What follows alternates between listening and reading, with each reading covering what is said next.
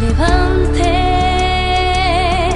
en las barras azulgrana de tu clásico jersey. Levante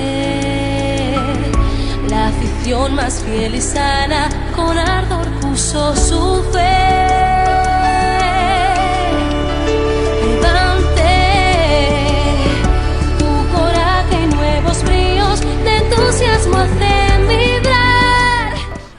La verdad que muy bien, nunca había la experiencia de participar tan directamente y muy bien, y los críos fenomenal, se lo han pasado muy bien.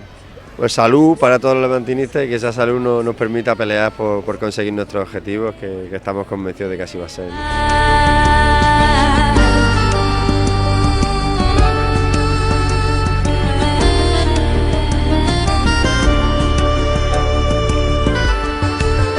El sol valenciano le da tus colores, su cálido beso remido de amor.